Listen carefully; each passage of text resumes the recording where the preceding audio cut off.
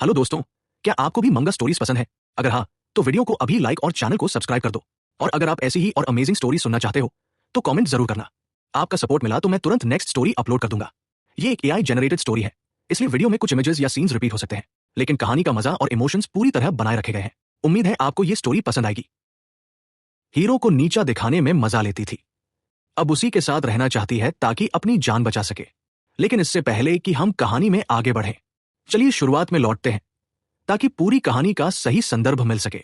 एक आम गर्मी की सुबह है। एक छोटे से अपार्टमेंट के कमरे में हमारा नायक मंजुन रहता है। लगता है भाई ने बीती रात गेम्स खेलते हुए जमकर मस्ती की है, क्योंकि उसका कंप्यूटर अभी ऑन है। वो गहरी नींद में सोया हुआ है, लेकिन उसकी यह शांति फोन के अलार्म की तेज आवाज से टूट जाती है। जैसे कि हमेशा होता है, अलार्म की आवाज बेहद परेशान करने वाली है। मंजू खुद को किसी तरह मजबूर करता है कि फोन उठाकर वह आवाज बंद करे। स्कूल भी जाना है तो बेमन से बिस्तर छोड़ता है। किचन में जाकर देखता है तो फ्रिज पर मां का एक नोट चिपका हुआ मिलता है, आज खुद खाना बना लेना, मैं काम पर जा चुकी हूं। थोड़ी देर बाद वो स्कूल यूनिफॉर्म पहनता है और अपने अंधेरे से अपार्टमेंट से बाहर निकल पड़ता है। वो जिस सस्ते इलाके में रहता है, वहां से सामने दिखती आलीशान बिल्डिंग्स को देखता है। भाई को वहां रहने वाले अमीर बच्चों से जलन होती है, जबकि वह खुद गरीबी में जूझ रहा है। लेकिन जिंदगी की शिकायतें करने से कुछ हासिल नहीं होता, तो वो चुपचाप स्कूल की ओर बढ़ता है। स्कूल का नाम है सियांगन हाई स्कूल। यहां भी मिजुन की जिंदगी कोई खास आसान नहीं है। हमेशा की तरह कुछ गुंडे उसे बेवजह परेशान कर रहे हैं। वो लोग मजे ले रहे हैं, जबकि मिंजून जमीन पर गिरा हुआ है। इन गुंडों का लीडर है पाक सयोंग बिन, 18 साल का सेकंड ईयर क्लास 3 का स्टूडेंट।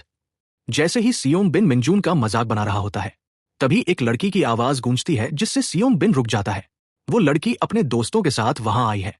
उसे सियांग बिन की यह बचकानी हरकतें बिल्कुल पसंद नहीं आती। वो हमेशा कमजोर लोगों को तंग करता है।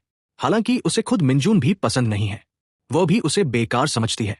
लेकिन फिर भी उसे लगता है कि सियांग बिन स्कूल की इज्जत खराब कर रहा है। उस लड़की का नाम है हानियाना, 18 साल की, क्लास 2 सेक्शन 3। सयोंग बिन फॉरेन बिहेवियर चेंज कर लेता है और मिंजून से ऐसे बात करने लगता है जैसे वह उसका जिगरी दोस्त हो। असल में मिंजून उसके लिए बस एक क्लास का मस्खरा है। उसके साथ मजे करना उसके लिए कोई बड़ी बात नहीं। याना की बात फिर भी सही है, स्कूल में बेवजह हंगामा करना गलत है। अगर सयोंग बिन को खेलना है तो स्कूल के बाहर जाकर खेले।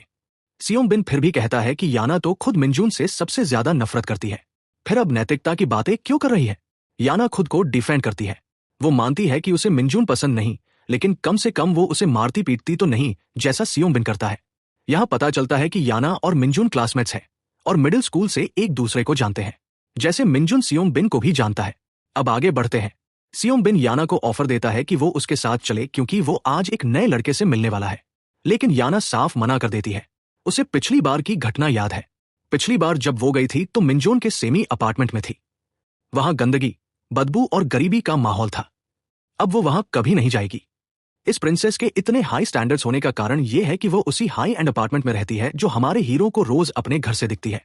उसके माता पिता एक हॉस्पिटल डायरेक्टर और प्रोफेशनल्स हैं, यानी वो सोने का चम्मच लेकर पैदा हुई है।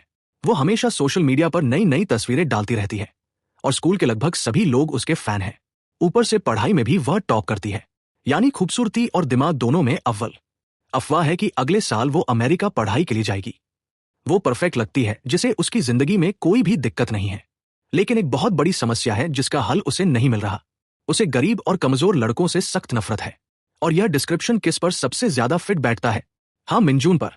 अब चलिए यादों की गलियों में चलते हैं जहां यह सब शुरू हुआ था। 8वीं क्लास में जब मिंजून और याना एक ही क्लास में थे, मिंजून ने हिम्मत करके उससे दोस्ती करने की कोशिश की थी। लेकिन याना ने हमेशा उसकी बातों का जवाब हिकारत और चिढ़ के साथ दिया। उसके लिए मिंजून बस एक बदबूदार लड़का था जो उसके पीछे पीछे मच्छर की तरह घूमता था, और ये उसे बिल्कुल पसंद नहीं था। भले ही उनके घर एक ही रास्ते पर थे, याना उसके साथ चलने तक को बर्दाश्त नहीं कर सकती थी। उसने उसे बोला कि कोई दूसरा रास्ता पकड़ ले ताकि उसे उसकी बदबू सहनी ना पड़े। इसी पल मिंजन को सब कुछ क्रिस्टल क्लियर समझ आ गया। यह लड़की सच में उसे पूरी जान से नफरत करती थी। और अगर खुशबू की बात करें तो उसने नोटिस किया कि वो लड़की हमेशा लग्जरी परफ्यूम की खुशबू में डूबी रहती थी। उसके लिए शायद यही दौलत की खुशबू थी। आमतौर पर जब कोई तुम्हें बार बार नीचा दिखाता है तो दिल में उसके लिए नफरत आ जाती है। लेकिन मंजुन की फीलिंग्स कभी नहीं बदली। भाई वाकई हद से ज्यादा लॉयल था। वो हमेशा उसके बगल में बैठता रहा, चाहे वो लड़की उसे ताने मारती रहे या पब्लिकली इंसल्ट करती रहे। साल दर साल सेम स्कूल, सेम क्लास और वही एक तरफा क्रश, लगातार बेइज्जती के बावजूद उसने कभी हार नहीं मानी। एक टाइम आया जब उसने खुद से सवाल करने शुरू कर दिए, क्या मैं पागल हूं जो उस लड़की से प्यार कर रहा हूं जो हर मौके पर मुझे नीचा दिखाती है? लेकिन मिंजुन की जिंदगी हमेशा से ऐसी रही है। सोंग बिन से फिजिकल पिटाई और याना से emotional torture. Welcome to the life of a certified loser. बाद में मिंजुन अपने 2 दोस्तों के साथ बैठा है और दोनों दोस्त बस एक ही बातें कर रहे हैं, जैसे हार्डकोर ओटाकूस करते हैं। मोटा वाला दोस्त तो पूरी तरह एने का दीवाना लगता है, जबकि उसके बगल में बैठा दुबला पतला लड़का बसून हो कम इन्वॉल्व है। दो मिंजुन बस चुपचाप बैठा है, जैसे कोई बैकग्राउंड एनपीसी अपने ही ख्यालों में खोया हुआ। चलो मिलवाते हैं। हीरो को नीचा दिखाने में मजा लेती थी, अब उसी के साथ रहना चाहती है ताकि अपनी जान बचा सके। लेकिन इससे पहले कि हम कहानी में आगे बढ़ें, चलिए शुरुआत में लौटते हैं ताकि पूरी कहानी का सही संदर्भ मिल सके। एक आम गर्मी की सुबह है। एक छोटे से अपार्टमेंट के कमरे में हमारा नायक मंजुन रहता है। लगता है भाई ने बीती रात गेम्स खेलते हुए जमकर मस्ती की है, क्योंकि उसका कंप्यूटर अभी ऑन है। वो गहरी नींद में सोया हुआ है, लेकिन उसकी यह शांति फोन के अलार्म की तेज आवाज से टूट जाती है। जैसे कि हमेशा होता है, अलार्म की आवाज बेहद परेशान करने वाली है। मंजू खुद को किसी तरह मजबूर करता है कि फोन उठाकर वह आवाज बंद करे। स्कूल भी जाना है तो बेमन से बिस्तर छोड़ता है। किचन में जाकर देखता है तो फ्रिज पर माँ का एक नोट चिपका हुआ मिलता है, आज खुद खाना बना लेना, मैं काम पर जा चुकी हूं। थोड़ी देर बाद वो स्कूल यूनिफॉर्म पहनता है और अपने अंधेरे से अपार्टमेंट से बाहर निकल पड़ता है। वो जिस सस्ते इलाके में रहता है, वहां से सामने दिखती आलीशान बिल्डिंग्स को देखता है। भाई को वहां रहने वाले अमीर बच्चों से जलन होती है, जबकि वह खुद गरीबी में जूझ रहा है। लेकिन जिंदगी की शिकायतें करने से कुछ हासिल नहीं होता, तो वो चुपचाप स्कूल की ओर बढ़ता है। स्कूल का नाम है सियांगन हाई स्कूल। यहाँ भी मिजुन की जिंदगी कोई खास आसान नहीं है। हमेशा की तरह कुछ गुंडे उसे बेवजह परेशान कर रहे हैं। वो लोग मजे ले रहे हैं, जबकि मिंजुन जमीन पर गिरा हुआ है। इन गुंडों का लीडर है पाक सयोंग बिन, 18 साल का सेकंड ईयर क्लास 3 का स्टूडेंट। जैसे ही सियोंग बिन मिंजुन का मजाक बना रहा होता है, तभी एक लड़की की आवाज गूंजती है, जिससे सियोंग बिन रुक जाता है। वो लड़की अपने दोस्तों के साथ वहां आई है। उसे सियांग बिन की यह बचकानी हरकतें बिल्कुल पसंद नहीं आती। वो हमेशा कमजोर लोगों को तंग करता है। हालांकि उसे खुद मिंजुन भी पसंद नहीं है, वह भी उसे बेकार समझती है। लेकिन फिर भी उसे लगता है कि सियांग बिन स्कूल की इज्जत खराब कर रहा है। उस लड़की का नाम है हानियाना, 18 साल की, क्लास 2 सेक्शन 3। सयोंग बिन फॉरेन बिहेवियर चेंज कर लेता है और मिंजुन से ऐसे बात करने लगता है जैसे वह उसका जिगरी दोस्त हो। असल में मिंजुन उसके लिए बस एक क्लास का मस्खरा है। उसके साथ मजे करना उसके लिए कोई बड़ी बात नहीं। याना की बात फिर भी सही है, स्कूल में बेवजह हंगामा करना गलत है। अगर सयोंग बिन को खेलना है तो स्कूल के बाहर जाकर खेले।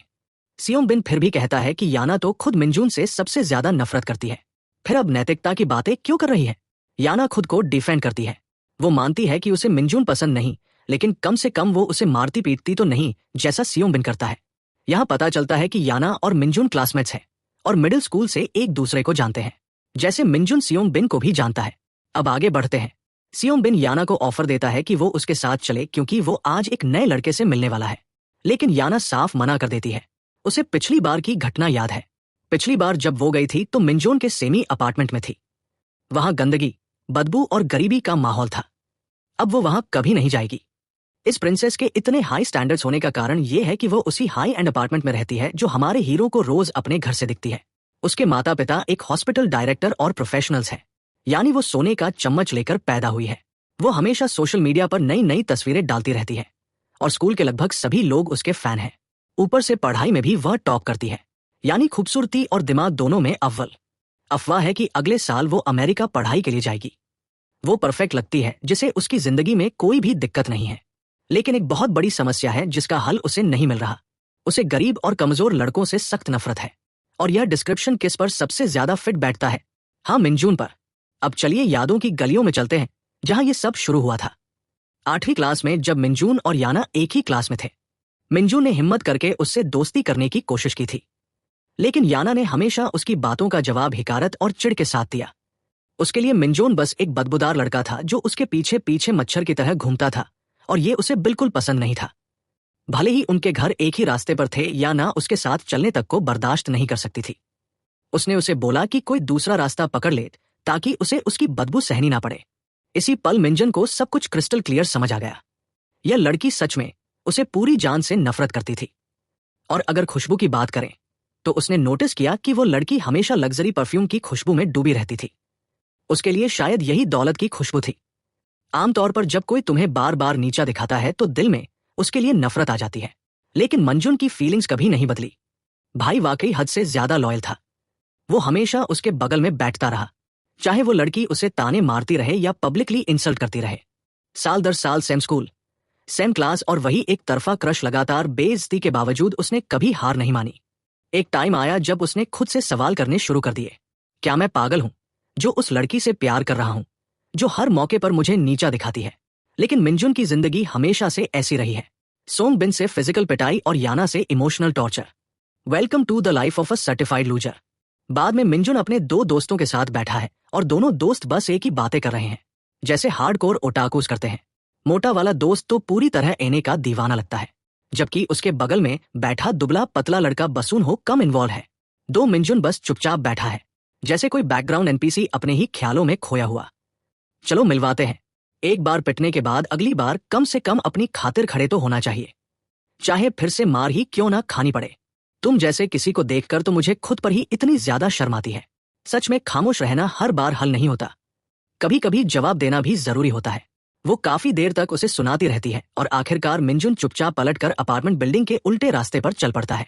वो घमंडी फिर भी बड़बड़ाती रहती है कि मिंजुन उसे इग्नोर कर रहा है, लेकिन आखिर में हार मानकर कहती है कि वो कल फिर बात करेगी। बाद में मिंजुन अपने बदबूदार और तंग अपार्टमेंट में लौटता है। गुस्सा शांत करने के लिए वह अपना पीसी ऑन करता है, हेडफोन पहनता है और वीडियो गेम्स में डूब जाता है और कहता है कि ये कितना बकवास है जो कुछ भी हुआ। उस पर सोचते हुए उसे लगता है कि याना गलत भी नहीं कह रही थी। मैंने मरने का ख्याल सिर्फ हान येना की वजह से छोड़ दिया था, वरना तो मैंने सब खत्म करने का फैसला कर ही लिया था। इसी वजह से वो अब स्कूल नहीं जाएगा, कभी भी नहीं। कल से वो नौकरी ढूंढेगा और अपनी माँ की मदद करेगा घर खर्च चलाने में। रात हो जाती है और मिंजुन अब भी अपने एफपीएस गेम में दुश्मनों को उड़ा रहा है, ज़ॉम्बीज के झुंड को मारता जा रहा है। तभी उसके दोस्त लाइव चैट में कहते हैं कि वह अब गेम छोड़ रहे हैं और जा रहे हैं, जो मिंजुन को बिल्कुल समझ नहीं आता। आखिर अभी तो सिर्फ 10 बजे हैं, अभी तो 2 घंटे बाकी हैं। तभी उसके दोस्त उसे ब्रेकआउट की इमरजेंसी न्यूज के बारे में कहते हैं। बाहर की दुनिया में अभी अफरा तफरी मची है और उसी वक्त मंजुन अपने अपार्टमेंट के बाहर शोर सुनता है। वो धीरे धीरे दरवाजे की तरफ बढ़ता है। दरवाजे पर पहुंचकर वो कहता है, कौन है? तभी कोई जोर जोर से दरवाजा पीटने लगता है। खोलने से पहले वो पीपहोल से देखता है, लगता है ऊपर वाला कोई पड़ोसी है। कांपती आवाज में दरवाजा खोलने को कह रहा है। मंजुन सोचता है कि वह आदमी फिर से नशे में है, लेकिन उसे नहीं पता कि अब वो उसका वही शराबी पड़ोसी नहीं रहा। मिंजुन फिर दरवाजा खोल देता है। दरवाजा खुलते ही वह देखता है कि उस आदमी के पूरे शरीर पर खून है, पेट पर गहरा घाव है। उसे ऐसी हालत में देख के मिंजुन सोचता है कि शायद वह बुरी तरह घायल हो गया है और इमरजेंसी सर्विस को कॉल करने का कहता है। तभी वह जॉम्बी बना आदमी एक भयानक चीख मारता है और मिंजुन पर झपट पड़ता है। वह दोनों जमीन पर गिर जाते हैं, जॉम्बी उसके ऊपर। मंजुन आखिरकार उसे लात मारकर दूर फेंकता है और समझ जाता है कि यह आदमी अब नॉर्मल नहीं रहा। वह जल्दी से भागकर अपने अपार्टमेंट में जाता है और दरवाजा बंद कर लेता है। उसका दिल जोर जोर से धड़क रहा है, सांसें तेज है और टांगे कांप रही हैं। वो कांपते हुए सोचता है ये सब क्या है, और अब उसे यकीन हो जाता है कि वह पागल आदमी उसका आम पड़ोसी नहीं था। वो फोन उठाकर पुलिस को कॉल करने की कोशिश करता है, लेकिन कोई नेटवर्क नहीं मिलता। तभी उसे अपने फोन की स्क्रीन पर ढेरों इमरजेंसी अलर्ट्स दिखते हैं। उनमें लिखा है कि सियोल और अन्य कुछ जगहों पर अज्ञात हमले हो रहे हैं। सभी को घर के अंदर रहने और सुरक्षित रहने की सलाह दी जा रही है। फिर वो अपने बेसमेंट अपार्टमेंट के बाहर का शोर सुनता है। वो खिड़की खोलकर झांकता है। वो देखता है बाहर सब नर्क जैसा है, लोग एक दूसरे को काट फाड़ रहे हैं। वो अपने उसी पड़ोसी को फिर से देखता है जो अब भी सड़कों पर घूम रहा है और तबाही मचा रहा है। अब उसे अपनी माँ की चिंता सताने लगती है और वो अपनी माँ को कॉल करता है, लेकिन कोई कनेक्शन नहीं मिलता। रात और गहरी हो जाती है। मिंजुन अपार्टमेंट की सारी लाइट्स बंद कर देता है और कंबल में लिपट कर कोने में बैठ जाता है। वो किसी भी तरह नेटवर्क से कनेक्ट करने की कोशिश करता है, लेकिन कुछ भी नहीं होता, ना सिग्नल ना कोई अपडेट्स। वो टीवी ऑन करता है ताकि इस स्थिति की कोई खबर मिल सके। न्यूज एंकर बताता है कि देश भर में अज्ञात नागरिकों द्वारा कई भयानक हत्याएं की जा रही हैं। सरकार इसे अंधाधुंध आतंकवाद का नाम दे रही है और कह रही है कि वो इसकी जांच कर रही है, लेकिन असली वजह या कोई जानकारी अभी तक सामने नहीं आई है। एंकर सबको घर के अंदर रहने, दरवाजे खिड़कियां बंद रखने और बाहर की दुनिया से हर हाल में बचने की सलाह देता है। अगला अपडेट भी आ जाता है जिसमें पता चलता है कि बुसान भी गिर चुका है। अब सिर्फ सियोल, बुसान और इंचन ही नहीं, बल्कि छोटे छोटे शहरों में भी ऐसे ही हिंसक घटनाएं हो रही हैं। हर जगह पुलिस और मिलिट्री फोर्सेस तैनात की जा रही हैं, लेकिन हालात पहले ही काबू से बाहर लग रहे हैं। मिनजून को पूरी तरह से निराशा घेर लेती है, जैसे डरावनी खबरों के बम एक के बाद एक उस पर गिर रहे हो। वो इतना सन्न रह जाता है कि उसे लगता है शायद वो सपना देख रहा है, कोई बुरा सपना जिससे वो जाग नहीं पा रहा, क्योंकि जो उसने अभी अभी सुना उसके हिसाब से तो लगता है जैसे दुनिया पर ज़ॉम्बी का कब्जा हो गया है। लेकिन ऐसा तो सिर्फ गेम्स और मूवीज में होता है, असलियत में नहीं। और फिर अब तक जो भी उसने देखा है सब कुछ सच ही लग रहा है। उसे जवाब चाहिए, और ऐसे डम लाइट वाले कमरे में छुप कर बैठने से तो कुछ मिलने वाला नहीं है। वो बाहर जाने का फैसला करता है ताकि बिल्डिंग का मेन डोर अच्छे से बंद कर सके, लेकिन अपने अपार्टमेंट का दरवाजा खोलने से पहले वो चुपके से पीप होल से बाहर झांकता है, यह पक्का करने के लिए कि कहीं बाहर कोई ज़ॉम्बी तो नहीं घूम रहा। जब सब साफ दिखता है तो वह दरवाजा थोड़ा सा खोलता है और बाहर निकल जाता है। जैसे ही वह सीढ़ियों से ग्राउंड फ्लोर पर पहुंचता है, चारों तरफ अजीब सी खामोशी छाई होती है। जब वह बिल्डिंग के मेन डोर तक पहुंचता है, वो बाहर झांक कर देखता है, उसे एक ज़ॉम्बी दिखता है जो सड़क पर घूम रहा है। वह तुरंत दरवाजा बंद कर देता है और जितने भी ताले हैं सब लगा देता है। अब उसका अगला मिशन है ऊपर की मंजिलों पर जाकर देखना कि कहीं कोई और सर्वाइवर तो नहीं है। लेकिन जितनी खामोशी है उससे तो नहीं लगता कि ऊपर कोई है। फिलहाल उसे लगता है कि रिस्क लेना सही नहीं है। वह तय करता है कि सुबह तक इंतजार करेगा। उसे यकीन है कि पुलिस या मिलिट्री वाले आखिरकार आकर सबको बचा लेंगे। वह फिर से टीवी ऑन करता है और उम्मीद करता है कि कोई अपडेट मिल जाए, लेकिन इससे पहले कि कुछ काम की खबर आए, ब्रॉडकास्ट ही बंद हो जाता है। अब उसके पास कोई चारा नहीं बचता तो वह लेट जाता है, सोने की कोशिश करता है। इतनी सारी प्रॉब्लम्स चल रही है, नींद आना तो दूर की बात है। सबसे ज्यादा उसे अंदर ही अंदर एक अजीब सी बेचैनी महसूस हो रही है। वह सोचता है बस कल ही तो वो अपनी जिंदगी से इतना परेशान था कि उसे जीने का मन ही नहीं था और बस मारना चाहता था। उसने तो यहां तक सोच लिया था कि काश पूरी दुनिया ही जल जाए, और अब लगता है जैसे उसकी वो ख्वाहिश सच हो गई हो। लेकिन इसका मतलब ये नहीं कि उसकी जिंदगी आसान हो गई है। अब तो उसे जिंदा रहने के लिए ही जद्दोजहद करनी पड़ रही है। उसे ज्यादा सोचने की जरूरत ही नहीं है। कुछ भी नहीं बदला है, पहले भी सब नर्क जैसा था जो अब भी है। तो यह सारे ज़ॉम्बीज और दुनिया के खत्म होने जैसी बातें उसे डराती नहीं है, क्योंकि सच कहें तो वो पहले ही जितना दुखी हो सकता था हो चुका है। फिर सुबह होती है, सड़कों पर जगह जगह छोड़ी हुई गाड़ियां पड़ी हैं और ज़ॉम्बीज हर तरफ घूम रहे हैं। मिनजून आखिरकार मेन डोर खोलता है और बाहर झांकता है। हवा में कुछ अजीब सा है। खून की गंध इतनी तेज है कि वह दरवाजा तुरंत बंद कर देता है और फिर से ताले लगा देता है। वो कहता है बिना तैयारी के बाहर जाना तो सीधा सुसाइड होगा। तो वो किचन में जाता है और खुशकिस्मती से उसके पास ठीक ठाक सामान है। 4 पैकेट रेमन, 6 कप नूडल्स, थोड़ा इंस्टेंट राइस और कच्चा चावल भी। इतने खाने का सामान है कि करीब 2 हफ्ते भूखा नहीं रहेगा। उसके पास 3 पानी की बोतलें हैं, और अच्छी बात यह है कि नल में अभी भी पानी आ रहा है, गैस भी चल रही है। अगर वह सही से सामान मैनेज करे तो शायद 1 महीना निकाल सकता है, और तब तक शायद कोई बचाव दल आकर उसे यहां से निकाले। फिलहाल उसकी सबसे बड़ी चिंता उसकी मां है। नेटवर्क नहीं है तो वह पता भी नहीं कर सकता कि उसकी मां के साथ क्या हुआ। अभी तो बस वो यही उम्मीद कर सकता है कि उसकी मां सही सलामत हो। तभी उसे याद आता है कि इस बिल्डिंग में 5 घर और हैं। उनमें से एक में एक कॉलेज का लड़का रहता था जो रूफ टॉप वाले कमरे में रहता था। उसे याद है कि वो लड़का बड़ा प्लेबॉय था। वो हर मंगलवार अपनी गर्लफ्रेंड को लाता था और सोचता है क्योंकि कल मंगलवार था तो हो सकता है वो दोनों ऊपर फंसे हो। मिनजून हिम्मत जुटाता है और ऊपर की मंजिलों पर चढ़ना शुरू करता है। रास्ते में हर फ्लोर के कमरे चेक करता है, लेकिन कहीं कोई नहीं मिलता। अब बस रूफ वाला कमरा बचा है। वो ऊपर पहुंचता है तो देखता है कि रूफ का दरवाजा खुला है, और जिस कमरे में वो कॉलेज वाला लड़का रहता था उसका दरवाजा भी खुला है। जैसे ही वो अंदर जाता है जो देखता है वो उसे देखना नहीं चाहता था। कमरे में सब कुछ बिखरा होता है। कमरे के दूसरी तरफ लड़की पहले ही मर चुकी है, और वो कॉलेज वाला लड़का अब एक ज़ॉम्बी बन चुका है। लेकिन शुक्र है कि मिनजून की नजरें डेड बॉडी पर नहीं पड़ती, क्योंकि वो उसके ब्लाइंड स्पॉट में है, और जम की नजरें भी अब तक मिंजन पर नहीं पड़ती। के सामने बस खून फैला हुआ दिखता है, जो देखकर वह कांपने पर मजबूर हो जाता है। वह तुरंत उस कमरे को और एक्सप्लोर करने का इरादा छोड़ देता है और पीछे हटने लगता है।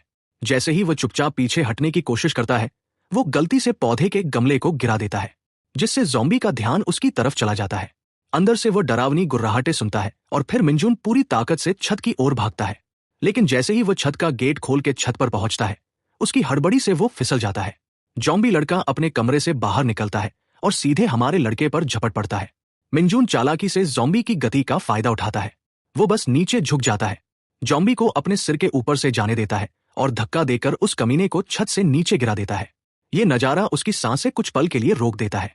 उसके घुटनों में जरा भी ताकत नहीं बचती, वो बस वहीं गिर जाता है। बिना कोई देरी किए वह दरवाजा बंद करके नीचे भागता है और खुद को अपने अपार्टमेंट में बंद कर लेता है। वो अब तक उस जिंदगी और मौत के मुठभेड़ से उभर नहीं पाया है। वो अब तक इस सच्चाई को स्वीकार नहीं कर पा रहा कि वो रूफ टॉप कॉलेज लड़का जिसे वो अपनी उम्मीद मानता था, अब उन दिमागहीन मृतकों में से एक बन चुका है। और उससे भी ज्यादा दुखद यह है कि उसी ने उसे ऊपर से धक्का देकर उसे उसकी मौत की ओर भेज दिया। लेकिन फिर भी वो खुद को समझाने की कोशिश करता है कि यह उसकी गलती नहीं थी। उसने जो किया वो सिर्फ आत्मरक्षा थी। हमला तो कॉलेज लड़के ने ही पहले किया था।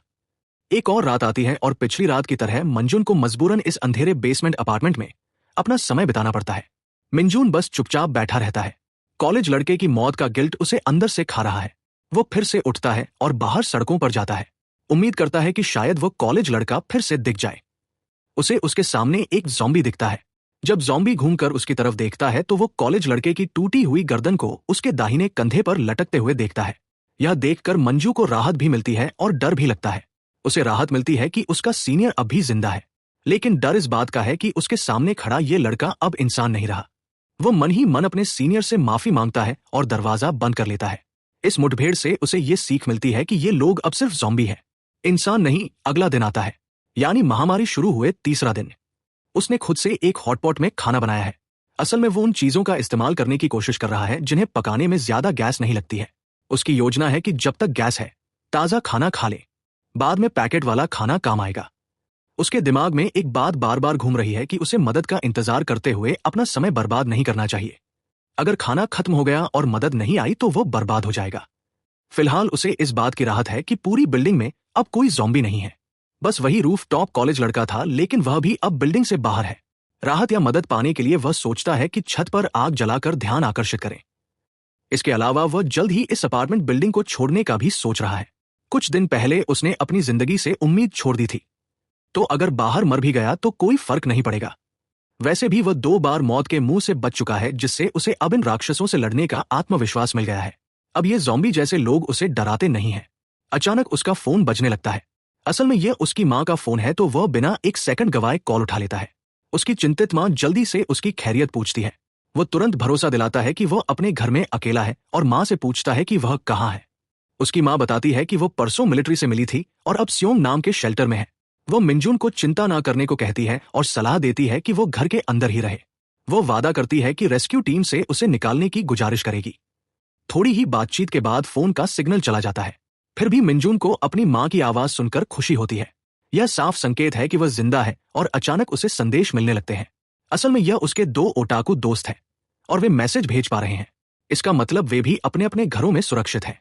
लगता है ये दोनों अपने अपने ठिकानों में इतने आराम से हैं कि इस आफत के बीच भी मजाक कर रहे हैं।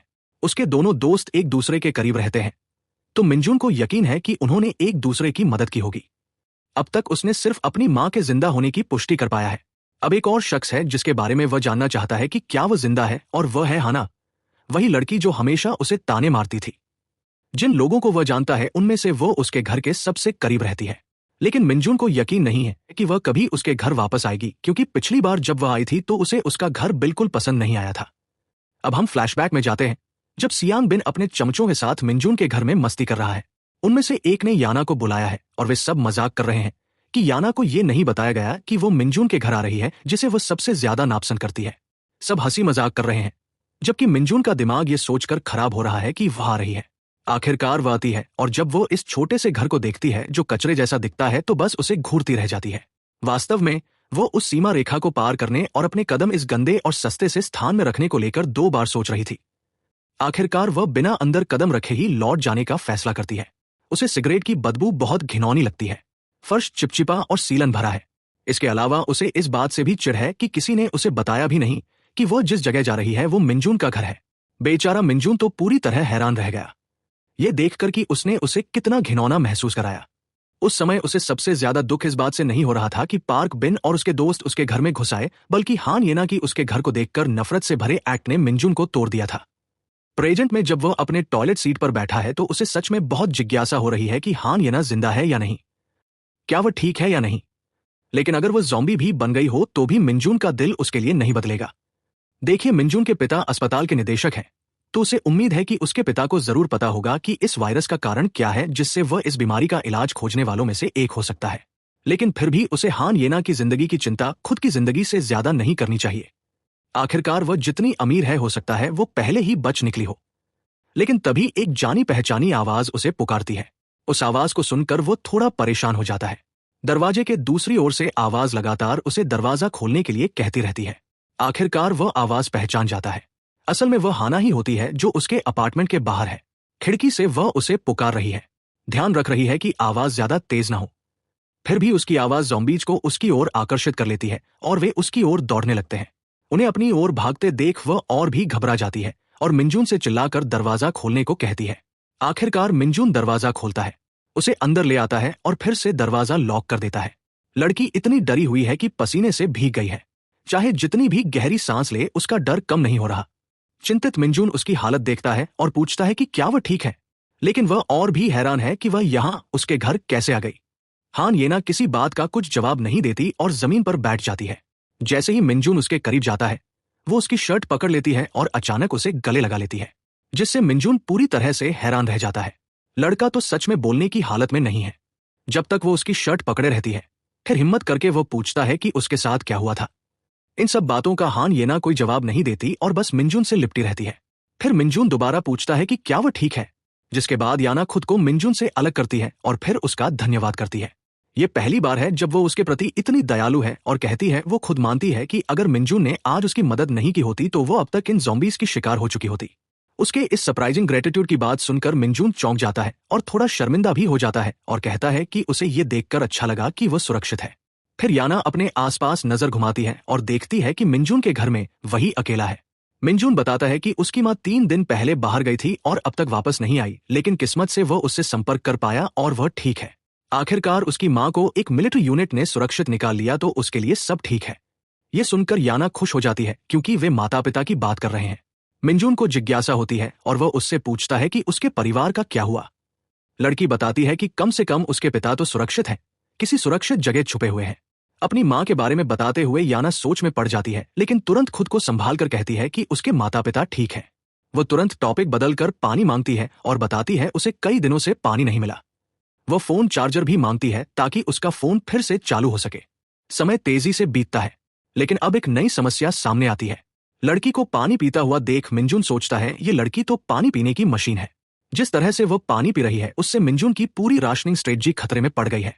मिंजून सच में परेशान हो जाता है क्योंकि अगर पानी की सप्लाई कट गई तो वे दोनों जिंदगी भर के लिए फंस जाएंगे। लेकिन वह उसकी स्थिति भी समझता है। आखिरकार लड़की अभी अभी ज़ॉम्बी हमले से बचकर आई है। मिंजून पूछता है कि क्या वह सीधे अपने घर से यहां आई है, क्योंकि उसका यहां छुपना समझ नहीं आता।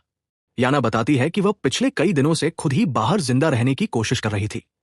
उसे तो घर जाने का मौका ही नहीं मिला, जो मिंजून के लिए हैरानी की बात है। वह बताती है कि 3 दिन पहले उनकी बातचीत के बाद वह बाहर घूमने गई थी और तभी सब कुछ बर्बाद हो गया। लोग डर के मारे भाग रहे थे। चारों तरफ अफरा तफरी मची थी। उसे कुछ भी समझ नहीं आया कि क्या करना है, तो वह भी भागी और पास की सीढ़ियों में छुप गई। 3 दिन तक वह वहीं किसी के आने और बचाने की उम्मीद में इंतजार करती रही, लेकिन कोई नहीं आया। मिंजून हैरान रह जाता है कि याना 3 दिन तक बाहर बिना किसी सुरक्षा के अकेले रही। किस्मत से सीढ़ियों के पास एक अनलॉक दरवाजा था। एक छोटा मीटिंग रूम उसकी जान बचाने वाला बन गया, लेकिन वह भी ज्यादा कुछ नहीं दे सका। वहां सिर्फ एक वाटर जग था जिससे उसने खुद को जिंदा रखा। लेकिन तीसरे दिन तक याना पूरी तरह थक चुकी थी और अब और भूख बर्दाश्त नहीं कर सकती थी। उसे अपनी भलाई के लिए खाना और पानी ढूंढना था, इसलिए वो बाहर निकली। उसे उम्मीद थी कि शायद वह घर पहुंच जाए और अगर किस्मत अच्छी रही तो पुलिस से भी मिल जाए। लेकिन ऐसा नहीं हुआ, क्योंकि उसे जो लोग मिले वे केवल मरे हुए लोग थे जो अब ज़ॉम्बीज बन गए थे और एक दूसरे का मांस चबा रहे थे और बेरहमी से लोगों को मार रहे थे। ये एक डरावनी सच्चाई थी। और जब वह अपने घर के पास पहुंचती है, वो देखती है कि उसके घर जाने का रास्ता बंद था। तो उसने एक और रास्ता आजमाया।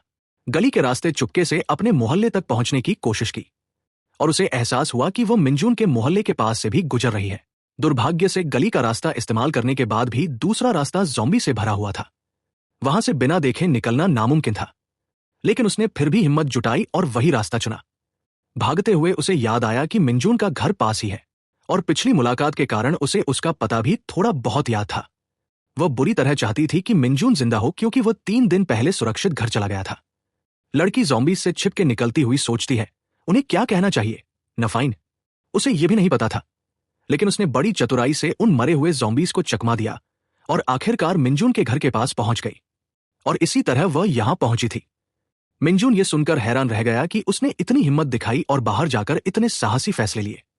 लड़की मिंजून की बहुत आभारी थी कि वो घर पर मिल गया, वरना उसकी जान ही चली जाती। फिर लड़की उठ खड़ी होती है और कहती है कि वो बहुत गंदी महसूस कर रही है और अगर पानी है तो नहाना चाहती है। उसके पसीने से भीगे हुए बगल देखकर मिंजून अजीब सा फील करता है और उसे पहनने के लिए नए कपड़े ऑफर कर देता है।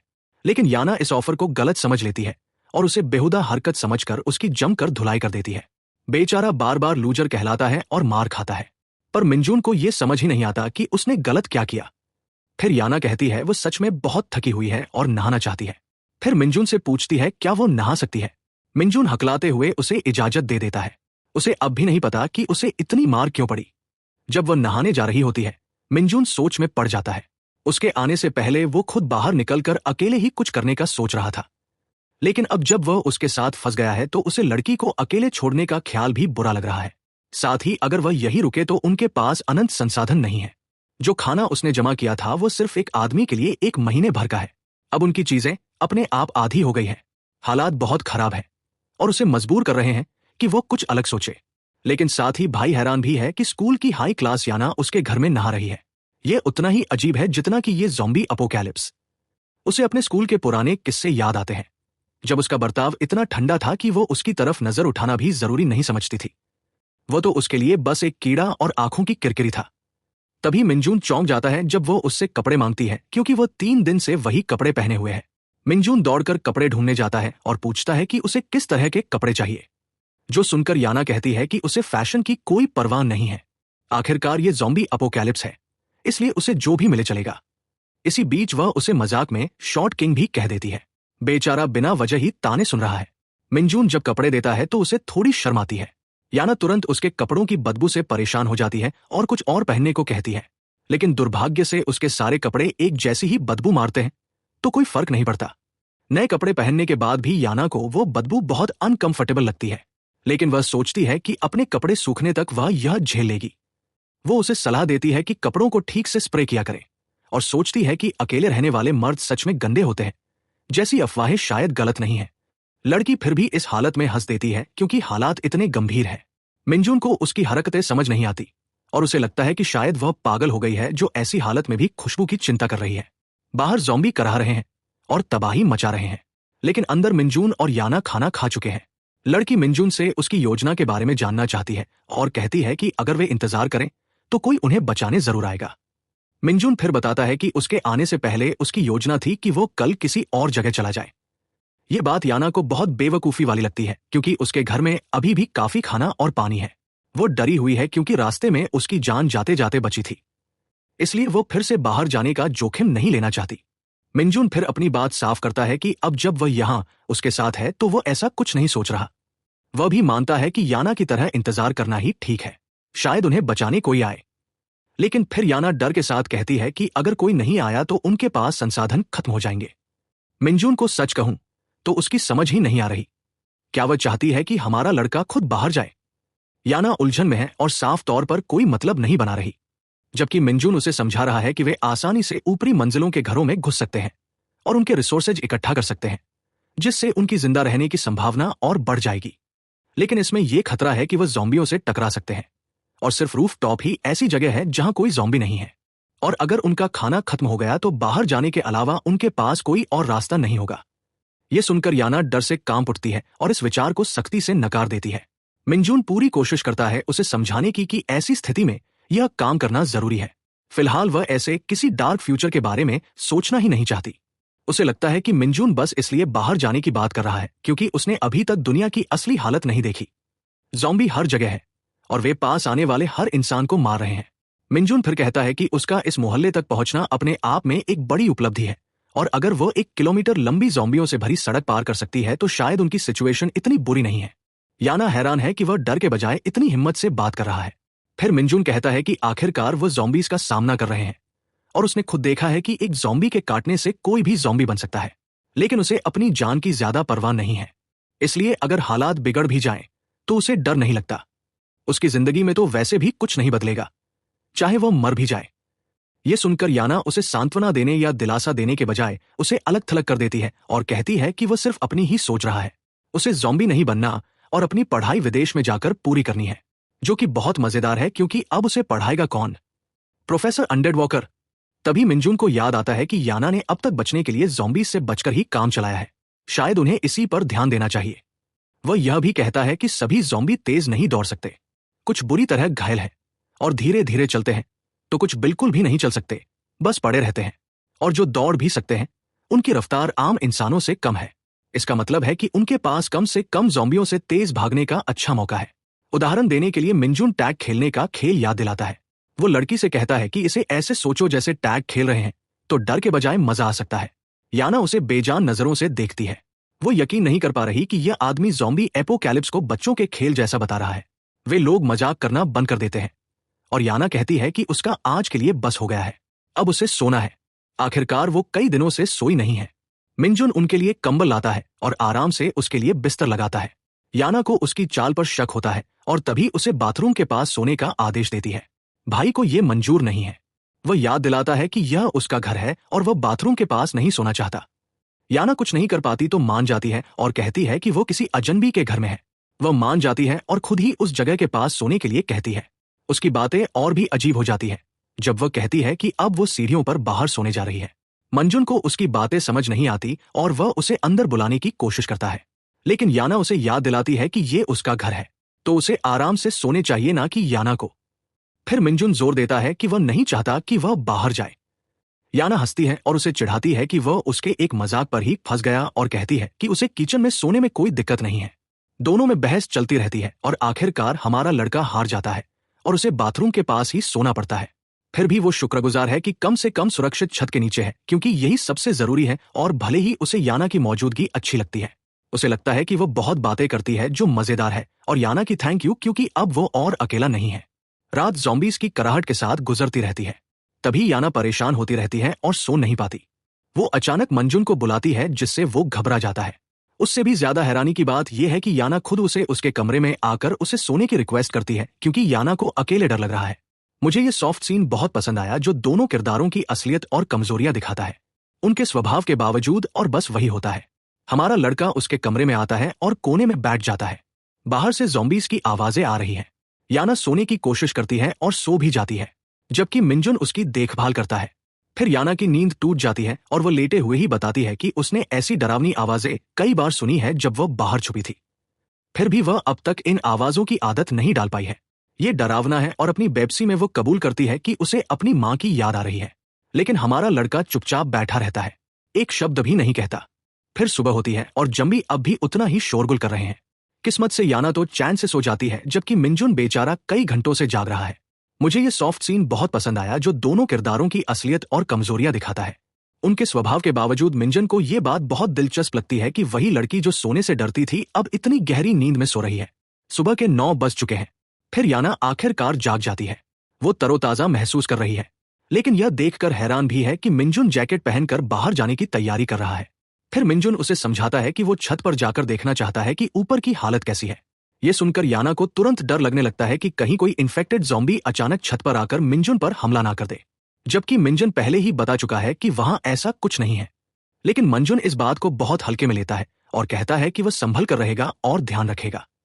मिंजुन लड़की को भी साथ चलने के लिए कहता है, लेकिन उसका उसे जोरदार इंकार मिलता है, तो अब अयाना को यही रुकना है, जबकि मिंजुन बाहर जा रहा है। फिर मिंजुन सीढ़ियों से जाता है और अचानक देखता है कि गेट के शीशे में दरार आ गई है, जो पहले नहीं थी। ये बुरी खबर है, क्योंकि हर चीज की एक हद होती है और शीशा ज्यादा देर तक नहीं टिक पाएगा। तभी उसे पीछे से याना की आवाज आती है, जो कहती है कि यहाँ बहुत बदबू है। वो मुड़कर देखता है तो हैरान रह जाता है कि याना चुपचाप उसका पीछा कर रही थी। याना को अच्छा महसूस नहीं हो रहा, लेकिन दोनों छत की ओर बढ़ते हैं।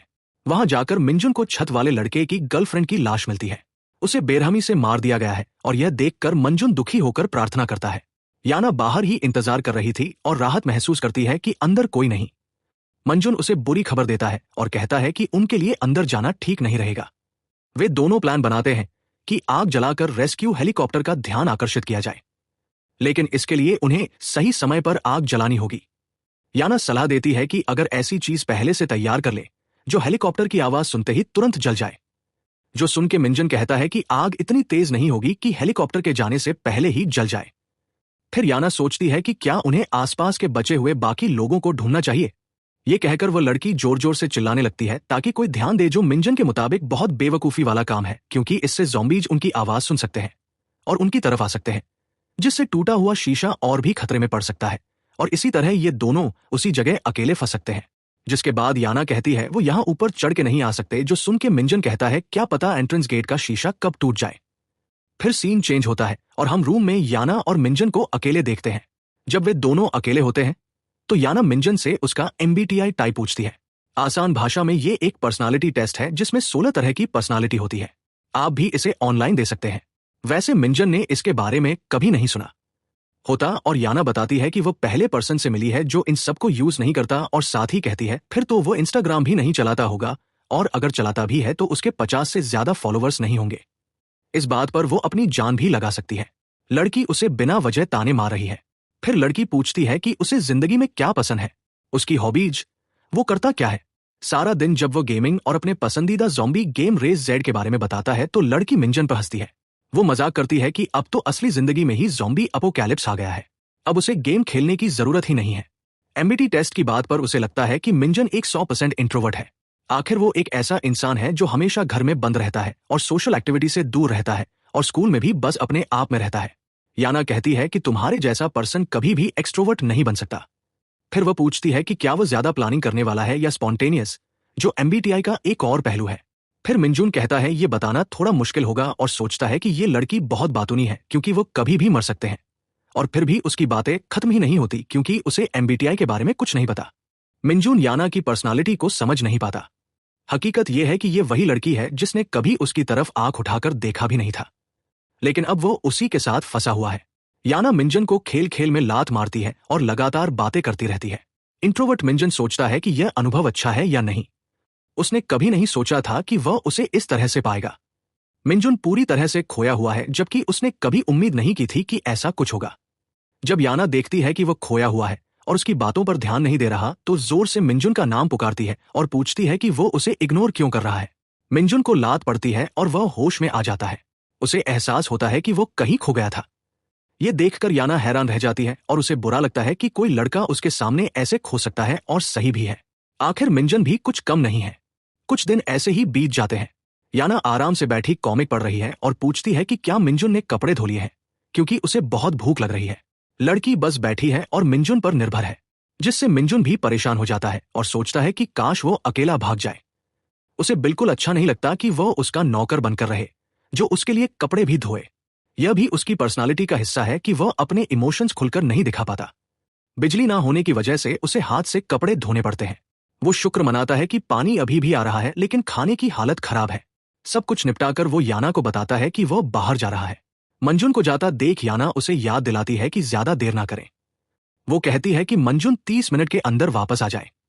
यहां तक कि वो मंजुन को देर होने पर धमकी भी देती है। मंजुन सच में यहां असमंजस में है, लेकिन वह बाहर जाता है। उसकी मौजूदा दिनचर्या में कम से कम एक बार सुरक्षित रास्तों से मोहल्ले को चेक करना शामिल है। इन्फेक्टेड ज़ॉम्बियों के व्यवहार को ऑब्जर्व करने के बाद उसने कंक्लूजन निकाला है कि वे ठीक वैसा ही बर्ताव करते हैं जैसा गेम्स में दिखाया जाता है। ये रेबीज जैसी स्थिति है। वे सिर्फ जीवित इंसानों पर हमला करते हैं और मृत या अपने जैसे इन्फेक्टेड पर नहीं। इसके अलावा उसने देखा है कि उनकी नजर कमजोर है और वे दूर से आपको नहीं देख सकते, लेकिन यह विशेषता ज़ॉम्बी से ज़ॉम्बी में बदलती रहती है, और अगर आप 50 से 100 मीटर की दूरी पर हो तब तो वो बिल्कुल भी नोटिस नहीं करेंगे। उनकी सुनने की क्षमता बेहद तेज है, इसलिए मिंजन को बहुत सावधानी से चलना पड़ता है। आखिरकार ज़ॉम्बीज धूप से नफरत करते हैं और दिन में उतने सक्रिय नहीं रहते जितना रात में, और धूप के टाइम अपने आप को छुपा लेते हैं। इसी अहम बात की वजह से मिंजन को लगता है कि उन्हें रात में बिल्कुल भी बाहर नहीं जाना चाहिए। एक और बात जो उसकी नजर में आई है वो ये कि इन्फेक्टेड ज़ॉम्बियों का व्यवहार उसके खेले गए गेम्स जैसा ही है, और कहता है कि ये उससे बहुत मिलता है। उसे लगता है कि शायद वो खुद ही भ्रमित हो रहा है दोनों स्थितियों की तुलना करके, या फिर ये बस एक अजीब संयोग है। लेकिन अगर ऐसा है, अगर ज़ॉम्बी सच में गेम्स जैसे ही हैं, तो मिंजन को डर है कि सबसे बुरा टाइम अभी आना बाकी है और जल्द ही दुनिया का अंत निश्चित है। अपने अपार्टमेंट बिल्डिंग में याना बोर हो रही है और कॉमिक्स पढ़ रही है, और वह सारी कॉमिक्स पढ़ चुकी है। उसे समझ नहीं आ रहा कि वो क्या करे। ऊपर से वह और ज्यादा चिढ़ गई है कि मिंजन फिर से लेट है। उसकी झुंझुलाहट और बढ़ जाती है जब उसे याद आता है कि मिंजन ने उसे कई बार मना किया है और उसे इग्नोर किया है, जिसे अब उसे ठीक करना ही होगा। वाकई वो उसे एक गुलाम की तरह ट्रीट करती है। उसकी हैरानी तब और बढ़ जाती है जब उसे बाहर से हेलीकॉप्टर की आवाज सुनाई देती है। ये उम्मीद की किरण लगती है, लेकिन असल में वो कुछ खास कर भी नहीं सकती। पिछली बार जब हेलीकॉप्टर आया था, इन लोगों ने आग लगाकर मदद की गुहार भी लगाई थी, लेकिन प्लान पूरी तरह फेल हो गया था और उन्होंने उसे पूरी तरह छोड़ दिया और वक्त बीतता है। अब याना सच में घबराने लगती है। वो बेचैनी में अपने नाखून चबा रही है और मिंजुन के लौटने का इंतजार कर रही है।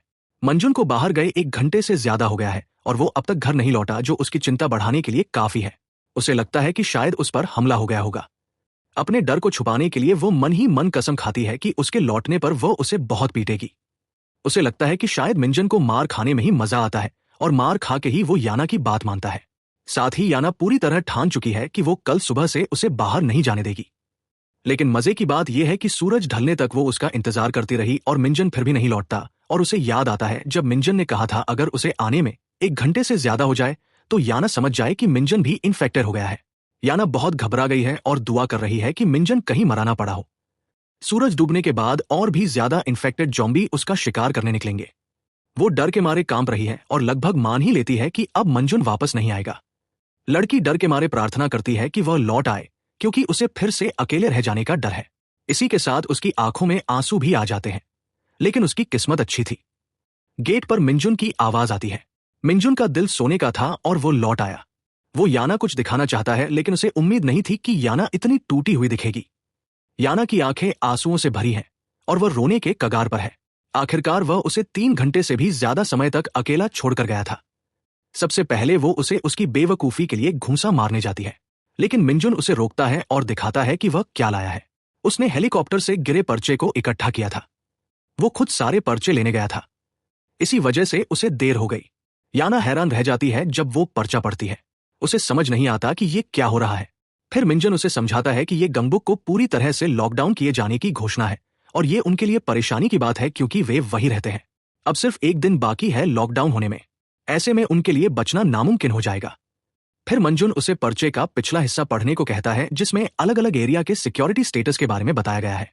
पर्चा पढ़ के पता चलता है कि उनके मोहल्ले में इन्फेक्टेड रेशियो बाकी इलाकों के मुकाबले काफी कम है।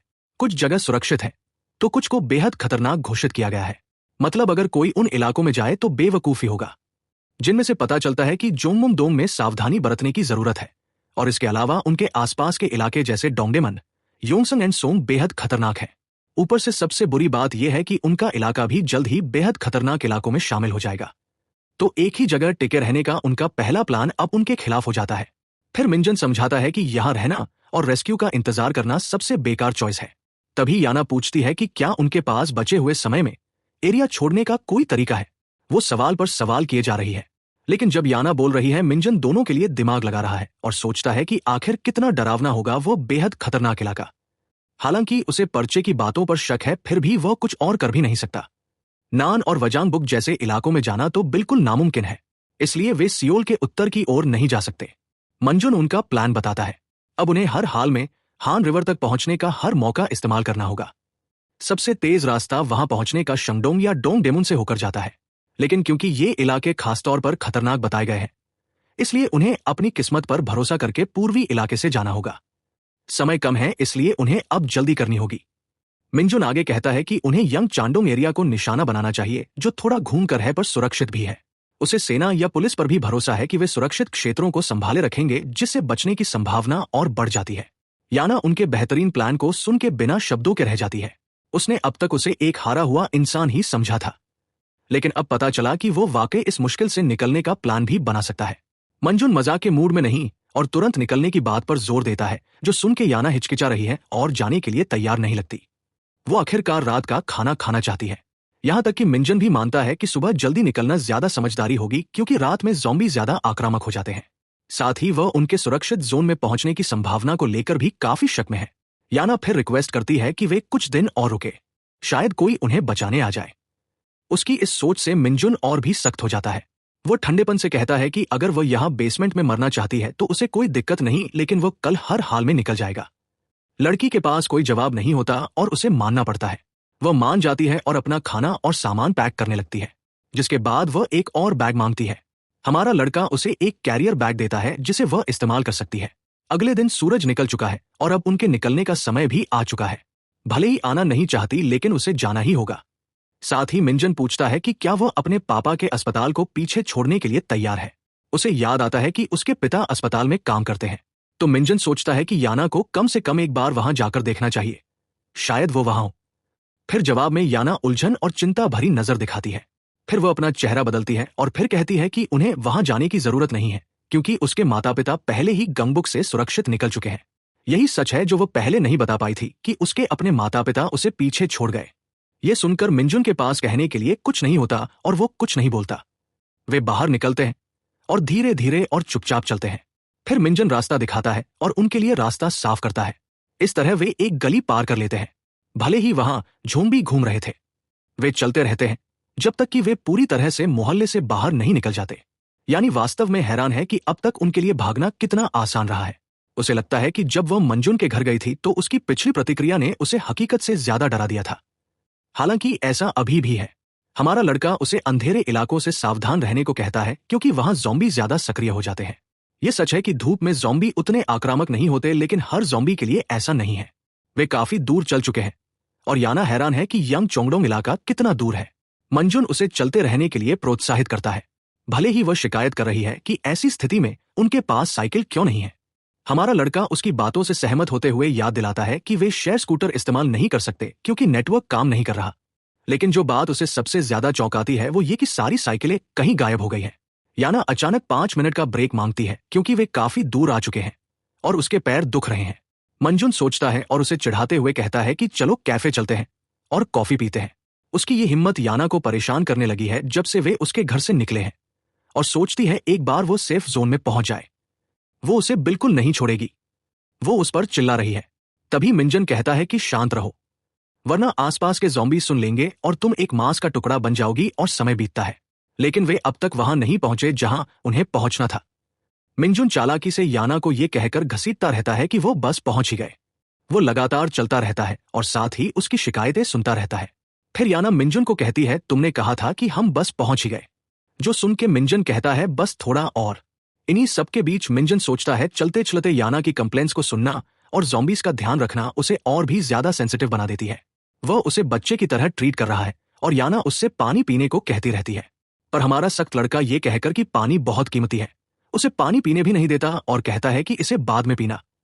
फिर चलते चलते दोनों एक बड़ी बैरिकेड के सामने पहुंचते हैं जो इलाकों को अलग करती है। मिंजुन बताता है कि वे आखिरकार पहुंच गए हैं और इतनी बड़ी बैरिकेड देखकर वो और भी पक्का हो जाता है कि वे सुरक्षित है। याना बचने की उम्मीद में खुशी मनाती है, लेकिन मिंजुन को कुछ खटक रहा है। मिंजुन परेशान है कि वहां कोई गार्ड या देखने वाला क्यों नहीं है जो बैरिकेड को सुरक्षित रखे।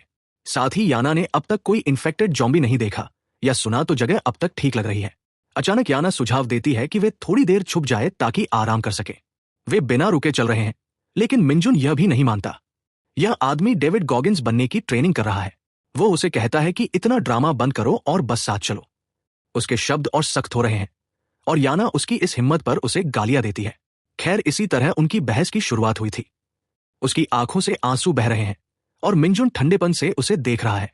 उसकी हैरानी तब और बढ़ जाती है जब वह सच में माफी मांग लेती है, लेकिन यही बात अब मिंजुन को चौंका रही थी। हमारा लड़का डर के मारे कांप रहा है क्योंकि ज़ॉम्बी पूरी रफ्तार से उनकी तरफ बढ़ रहे हैं। ज़ॉम्बीज को आता देख मंजुन जोर से कहता है, पीछे देखो।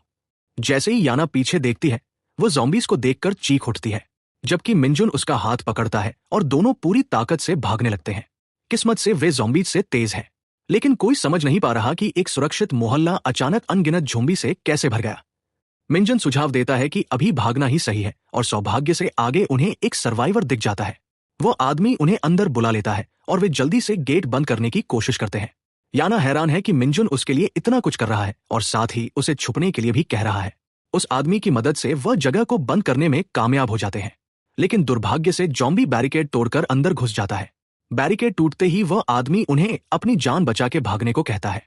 याना को डरा हुआ देखकर मंजुन उसे पीछे की ओर भागने के लिए कहता है। दोनों आगे की ओर दौड़ रहे हैं, उनके पीछे ज़ॉम्बी लगा हुआ है।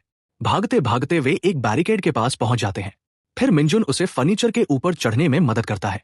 दुर्भाग्य से उन्हें अगले गेट तक पहुंचने के लिए एक ऊंची छलांग लगानी पड़ती है। किस्मत से दोनों सुरक्षित उतर जाते हैं, लेकिन याना बुरी तरह गिरती है और उसका पैर मुड़ जाता है। भाई का दिन बहुत खराब चल रहा है।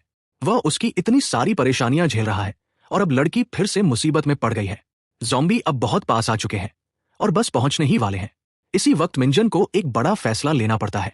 वो लड़का अपने अतीत को याद करता है।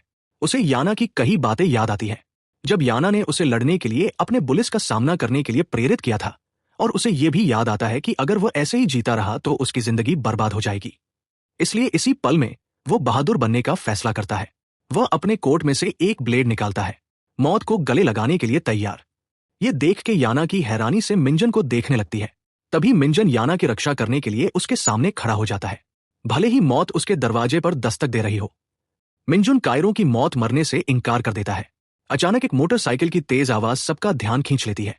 कोई चिल्लाकर मिंजुन को झुकने के लिए कहता है क्योंकि मोटरसाइकिल पीछे से अचानक आ जाती है। मिंजुन पूरी तरह चौंक जाता है और उसके चेहरे पर हैरानी और उलझन दिखती है। मोटरसाइकिल सवार व्यक्ति एक ज़ॉम्बी के सिर पर बल्ले से वार करता है जब वो आदमी ज़ॉम्बी को मार रहा था। पीछे से उसका दोस्त आकर कहता है, बहुत अच्छा शॉट था, और आगे कहता है, उस ज़ॉम्बी को भी पकड़ो। वो आदमी और उसके दोस्त दोनों ज़ॉम्बी को मारते हुए कहने लगे, मर जाओ। कीनो मिंजू ने याना को उठने में मदद की। दोनों थोड़े कंफ्यूजन में थे।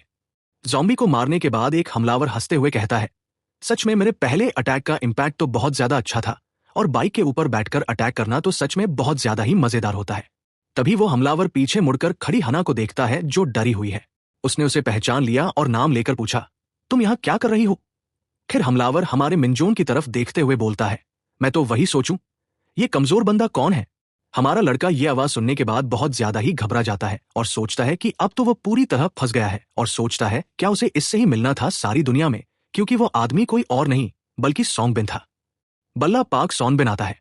वो मिंजन को बेवकूफ कहता है और पूछता है कि वह येना के साथ क्यों है। मिंजन को पछतावा होता है कि वह यहाँ ऐसे व्यक्ति से मिल गया जिससे वह संक्रमित लोगों से भी ज्यादा बचना चाहता था। मिंजुन के हाथ में चाकू देखकर संगबिन उसका मजाक उड़ाता है, क्या तुम इसी से ज़ॉम्बी से लड़ोगे? मैंने सोचा था कि तुम एक कायर हो, लेकिन तुम तो बहुत सीरियस हो। मैं गलत था। फिर वह पूछता है कि क्या दोनों सड़क पर एक दूसरे से टकराए। उसे उनकी जोड़ी अजीब और मजेदार लगती है। लड़की येना ग्रुप का धन्यवाद करती है और कहती है कि अगर वे ना होते तो वह बच ना पाती, लेकिन सांगबिन उसका मजाक उड़ाता है कि उसने उसकी जान बचाई। फिर सोंगबिन पूछता है कि याना कहाँ जा रही थी। वह उसे उनके साथ चलने का न्योता देता है, कहता है कि उसके पास एक सुरक्षित जगह है जहां दर्जनों सर्वाइवर्स और कुछ बड़े लोग भी हैं। मिंजन बातचीत को संदेह से सुनता है, जिसके बाद याना कहती है, क्या सच में वो जगह सेफ है? जिसके बाद सोंगबिन कहता है, हाँ, वहां एडल्ट्स भी हैं। वो जगह पूरी अच्छे से लॉक्ड है, तुम्हें किसी बात की चिंता करने की जरूरत नहीं है। फिर मिंजन बीच में टोकता है और पूछता है कि क्या उन्होंने सुना है कि गंगबुक बंद हो रहा है, और क्या उन्हें अब वहां से जाना नहीं चाहिए? सोंगबिन हंसता है, कहता है कि उसके लिए अब बहुत देर हो चुकी है, जिसे सुन के मिंजन पूछता है, इसका क्या मतलब? जिसके बाद सोंगबिन कहता है, ये बहुत लंबी कहानी है। वो उन्हें अपने छुपने की जगह चलने का न्योता देता है, कहता है कि वहां जाकर सब समझाएगा, और येना को मोटरसाइकिल के पीछे बैठने को कहता है। सोंगबिन येना से कहता है कि वह बैठ जाए। येना धन्यवाद करती है और मान जाती है। उनमें से एक दोस्त पूछता है कि अगर येना स्कूटर पर जाएगी तो वो कैसे जाएंगे? सोंगबिन जवाब देता है कि दोनों लड़के शक्ति बोर्ड शेयर कर सकते हैं। क्लोजअप में सोंगबिन की नजरें दिखती है, जैसे वो खुश या कोई योजना बना रहा हो। येना थोड़ी उलझन में और असहज दिखती है। एक साथी सोंगबिन से फुसफुसाकर पूछता है कि क्या येना को साथ ले जाना सही है। लड़की सुन लेती है और पूछती है कि उसका मतलब क्या है। सोंगबिन जल्दी से कहता है, कोई बड़ी बात नहीं, बस उसे बाइक पर बैठने दो। येना कुछ पल हिचकिचाती है, पीछे मुड़कर फिर सोंगबिन से मिंजन के बारे में पूछती है, याद दिलाती है कि उसे भी साथ जाना है और पूछती है कि उसे कैसे ले जाएंगे। हमलावर हैरान हो जाता है उसके सवाल से। सोंगबिन के दोस्त पूछते हैं कि मिंजन का क्या करें। कोई सुझाव देता है कि उसे यहीं छोड़ दो। दूसरा कहता है कि वह लूजर सिर्फ देरी करेगा और वैसे भी उन्हें खाना बचाना है। येना इस विचार से थोड़ी उदास हो जाती है। फिर वह उनसे मिंजन को भी साथ ले जाने की विनती करती है। सोंगबिन मान जाता है, कहता है कि एक और इंसान से कोई फर्क नहीं पड़ेगा। अचानक मिंजुन मना कर देता है। मिंजुन उनके प्रस्ताव को ठुकराते हुए कहता है कि भूल जाओ, क्योंकि वह नहीं जाएगा। सियांगबिन उसके जवाब से हैरान रह जाता है। मिंजुन कहता है कि वो खुद ही सब संभालेगा। उसके पास जाने की एक जगह है। येना मिंजुन के फैसले से चिंतित दिखती है। मिंजन जाने के लिए मुड़ता है, लेकिन सोंगबिन उसे रोकते हुए कहता है कि थोड़ा रुक जाओ। बुली को फिर से अनदेखा किए जाने पर गुस्सा आ जाता है। वह पूछता है कि क्या मिंजुन को पिछली बार याद है, और धमकी देता है कि अगर फिर से अनदेखा किया तो वह उसे खत्म कर देगा। वह कहता है कि अब देश खत्म हो चुका है, इसलिए वह मिंजुन को बिना किसी परेशानी के सबक सिखा सकता है। वह पूछता है कि क्या मिंजून चाहता है कि वह उसे भी वैसे ही चोट पहुंचाए जैसे उसने उन प्राणियों को पहुंचाई थी। मिंजून धमकियों के बावजूद शांत चेहरा बनाए रखता है और बुली का सामना करता है। सोंगबिन मिंजन को वहां जाने को कहता है, उसे फिर से लूजर बुलाता है। अचानक येना बीच में दखल देती है, पूछती है कि क्या पाक सोंगबिन पागल हो गया है। वह सवाल करती है कि उसने मिंजन को चोट पहुंचाने की बात क्यों की। वो याद दिलाती है कि पिछली बार भी सियोंग बिन ने ही मिंजन को मारा था और कहती है कि उसमें कुछ भी नहीं बदला है। लड़का थोड़ा नर्वस दिखता है। फिर एक पिछला पल दिखाया जाता है जिसमें सोंग बिन अपने दोस्त चांग से बात करता है।